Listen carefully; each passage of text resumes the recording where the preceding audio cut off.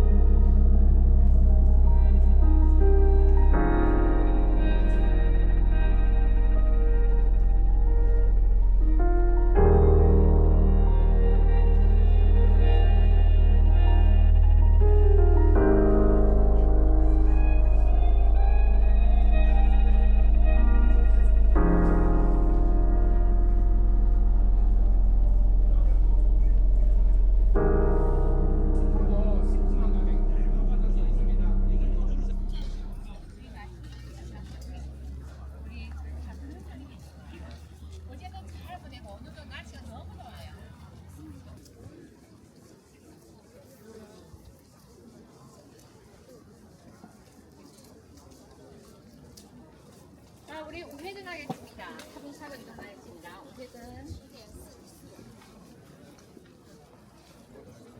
颜色它原来是个杨木。근데 저 양자가 뿌리가 하나 있어요. 근데 그거는 여기가 청량차고 여기가 사원하다. 감개무량. 근데 저 양자가 뿌리가 하나 있어요. 근데 그거는 여기가 청량차고 여기가 사원하다. 감개무량.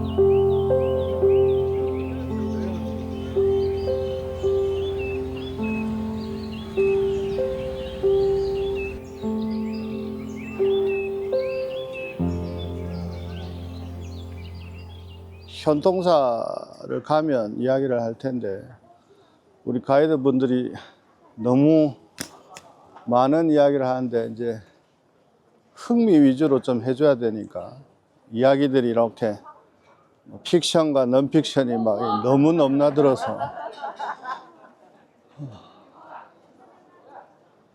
원래는 이 전체를 청량산이라고 하고 그 다음에 부처님의 가르침이 이렇게 들어왔을 때는 영취산이라고 합니다. 왜 축이라고 한국에서만 축이라고 합니다. 이쪽에서는 취라고 합니다. 취. 영취산이라고 하는 것은 인도의 부처님의 전통이 그대로 여기 왔다는 뜻이에요. 그러니까 부처님께서 법화경을 비롯해서 가장 많은 경전을 설하신 곳이 슈라바스티 서라벌, 신라벌성, 그곳이 바로 영축산이 있는 곳이에요. 그 위에가 향실이라고 해서 법화경을 설하셨다라고 하지만 실제로 법화경을 설하신 곳은 아닙니다. 이게 이제 팩트와 픽션과 넌픽션의 차이예요. 법화경은 부처님이 열반하시고 한참 뒤에 설해지거든. 그러니까 부처님이 직접 설하신 건 아니나 기원 전후로 해서 대승보살들이 나타나셔요. 용수, 마명 이런 분들이 나타나면서 본격적으로 문수보살, 관세음보살들이 나타나시는 거예요. 왜냐? 부처님은 이미 열반에 드셨잖아요. 그죠? 그러면 열반에 드신 육신을 가졌던 부처님 말고 우리가 믿고 의지할 만한 대상들이 필요한 거예요. 구체적인 말씀을 해주실. 그러니까 계속 시간의 흐름에 따라서 경전들이 변화를 일으킵니다. 아시겠죠? 여기가 기원전 중국이 기원전 대략 한 3, 40년 정도에 들어오고 여기가 기원 후 3, 40년, 60년 정도에 완성이 된단 말이에요. 처음 들어온단 말이에요. 굉장히 일찍 들어온 거지. 그러고 나서 영취사라고 하다가 당연히 이쪽은 5대 산 중심이 아니었겠지. 이 전체 산들도 영취산이라고 했겠지. 무슨 말인지 이해 같아요? 그러다가 조금 더 크게 확장되면서 대부 영취사라고 하는 거예요. 그때 엄청납니다. 신라의 자장스님께서, 자장스님은 대국통이라고 하는 칭호를 유일하게 받은 분입니다. 국사도 아니고 국사도 아니고 그 위에 대자를 쓰고 나라국자를 쓰고 통괄하다 할 때 통자를 써서 대국통 칭호를 받은 유일한 분입니다. 선덕여왕의 사촌 지간, 선덕여왕가는 이 선덕여왕의 뒤를 밀어주기 위해서 중국을 가시는 거예요. 중국에 어떤 스승에게 가서 배우러 간 게 아닙니다. 기록에 정확하게 자장은 제자, 실 등 10여인과 함께 중국으로 떠났다. 그래서 먼저 종남산이라고 하는 곳을 가십니다. 거기에 엄청난 능력을 가진 스님을 만나고 이 스님께서 5대 산을 추천을 하세요. 그때 당시에 가장 뜨거운 열기로 가득했던, 그때 오셨던 곳이 대부 영취사입니다. 그리고 나서 그때쯤 되면 이미 이제 5대 신앙이 형성이 된 거예요. 각각 중대를 필두로 해서 5대가 성립이 됐단 말이에요. 6세기경이니까. 벌써 기원 후 1세기니까, 그죠? 한 3, 400년이 지났단 말이에요. 그 사이에 이름이 5대 산으로 바뀌고 각각의 상주하시는 문수보살들이 등장하고, 이걸 전불유연설, 진신상주설이라고 합니다. 진신상주, 전불유연이, 전불유연설은 경주 쪽 중심으로 초기설입니다. 요게 뒤에 되면 저쪽 강원도 5대산 중심으로는 진신상주설이 펼쳐지는 거예요. 경전에 문수보살과 1만 권속이 함께한다. 그래서 5만 진신, 각각 1문수에 한 1만 명씩 붙으니까 어떻게 돼? 5만이 되는 거예요. 그 5만 보살이 상주를 한다까지 펼쳐지는 겁니다. 태화지에서 기도 정진하시다가 문수보살이 나타나셔서 선제라, 내가 너에게 부처로부터 이어져 내려온 법맥을 전수한다 라고 하시고, 그 정표로 부처님이 친착하셨던 가사이니 이것은 부처의 정골. 그래서 통도사는 예불문 할 때 정골살이 그럽니다. 이 두개골살이라 그런단 말이에요. 그 다음에 옆에 보면 전신살이라 그래. 그리고 실제로 18세기의 최종 사리탑을 복원할 때 기록이, 거기에 보면 내함, 외함에 부처님의 사리와 가사조각과 폐역경을 닮은 금으로 된 경전까지 들어있다라고 나옵니다. 그게 가장 후대의 기록이거든. 이 임진왜란이나 수많은 전란을 거치고도 남아있었던 거지. 그러고 나서 오자 다라니를 받습니다. 그게 바로 옴, 아라, 파, 차, 나, 디 7자잖아요. 그죠? 옴자와 디에 디를 빼고 아라, 파, 차, 나만 받는 거예요. 5자만. 알겠죠? 이게 오자 진언입니다. 이게 고려의 일연까지 전달이 돼요. 그래서 삼국유사를 쓴 일연의 위대한 이 지혜가 이 문수다란이 독송의 영험이라고 이야기를 합니다. 이야기하다가 끝도 없겠다. 여기 들어오면서 이제 황제가 아까 뭐 설명을 하는데 내렸을 때 그걸 어필이라 그럽니다. 어필. 황제가 직접 써서 내리면, 이 전통은 통도사나 해인사나 곳곳에 다 같이 영향을 미쳐요. 어필이 걸려 있으면 이 주변의 웬만한 사람들이 이 절을 함부로 하지를 못합니다. 그러니까 여기는 과거부터 현재까지 수많은 권력자들이 계속 공약물을 올리는 곳입니다. 그 정도의, 저기에 보면 나중에 이제 한문을 좀 알면 여기는 전국에서 가장 중요한 곳 중에 하나다. 성에서 중요한 곳 중에 하나다. 아니면 시에서 중요한 곳 중에 하나다. 이렇게 설명이 되어 있거든. 여기는 전국에서 중요한, 중국 전체에서도 정말 중요한 곳이다 라고 되어 있잖아요. 이렇게 3단으로 되어 있는데, 요 가운데 있는 게 이제 아유광이 8만 4천을 보냈다. 이 이야기는 우리나라에도 옵니다. 기원 후 한 1세기, 2세기 정도 되면 우리나라에도 이 설이 들어와요. 그래서 심지어 어디까지 들어오냐 그러면 불국사, 장육존상, 그것이 배 타고 넘어왔다, 이렇게 이야기를 하는 겁니다. 알겠죠? 그렇게 해서 모셔진 탑이고, 아까 이제 저기 보면 문수발탑이라고 있었잖아요. 기록에 보니까 예전에는 누가 만든지 불상이었다. 알 수가 없었다. 그러다가 어느 날 어떤 스님이 기록을 하기 시작해. 이것은 문수보살의 머리털로 만든 탑이고, 이 이야기는 똑같이 스리랑카에 최초의 사리탑이라고 할 수 있는 외국에 전파됐을 때, 그때 2개의 탑이 있어. 하나는 부처님의 머리카락, 하나는 부처님의 가사자각, 조각. 부처님이 깨달음을 얻으시고 얼마 되지 않아서 상인들이 부처님의 가르침도 너무 좋은데 저희들은 너무 불안하니까 믿음의 증표가 있으면 좋겠습니다. 머리카락 하나 뽑아서 주시고 가사자락 잘라서 주시고, 그게 인도에서 가장 가까운 스리랑카로 갑니다. 그게 초기 탑이에요. 여기도 약간 그러한 뉘앙스, 저 탑을 가지고 있으니까, 부처님의 사리탑이 있으니까 뭔가 하나를 만들어야 될 거 아니에요. 그러니까 작지만 여기가 어떤 동네에 문수 성지잖아요. 그러니까 문수 사리보살과 뭔가 연결된 뭐가 하나 있어야 될 것 같잖아요. 그래서 옆에 문수 발탑이 만들어진 겁니다. 알겠죠? 기왕 현통사에서 설명을 하기로 했으니까 현통사에서는 설명을 하지 않도록 하겠습니다. 알겠죠? 대부영치사로 있다가 점점 사세가 커지니까 저를 반토막 내서 분리시킨 거예요. 이거는 정확하게 일본에도 똑같이 있어.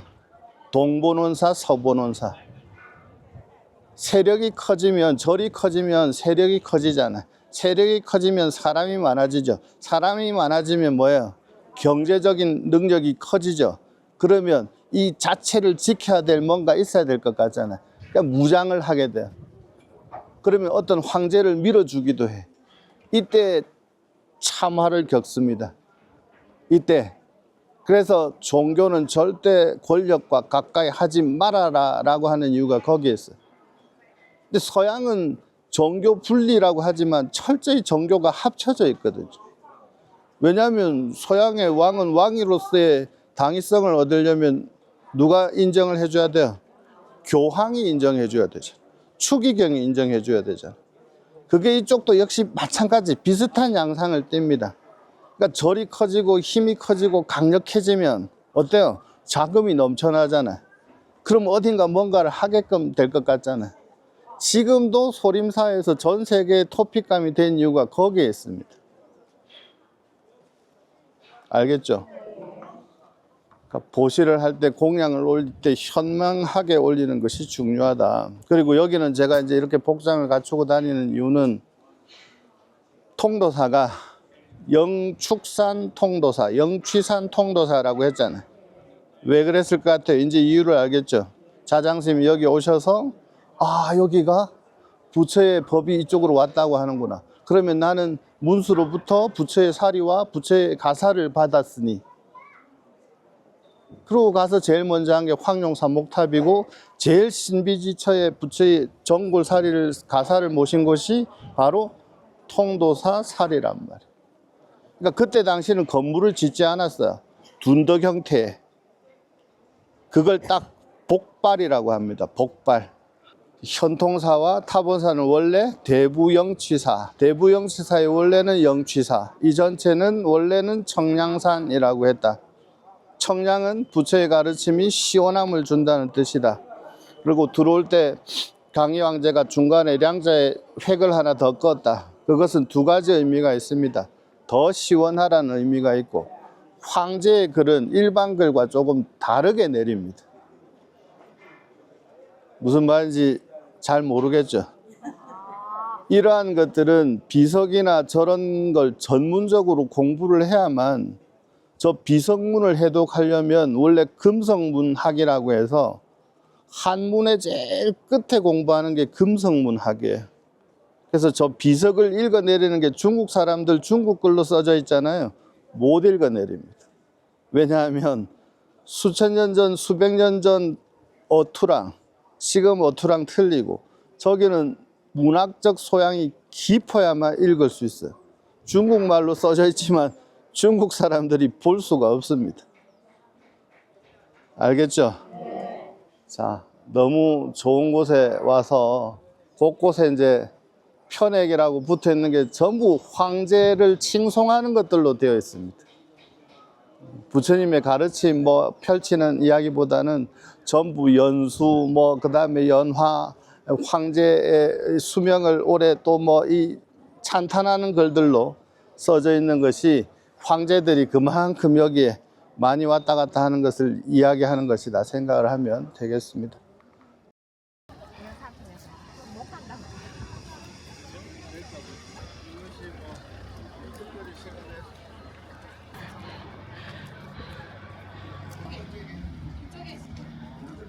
참관식 대답하고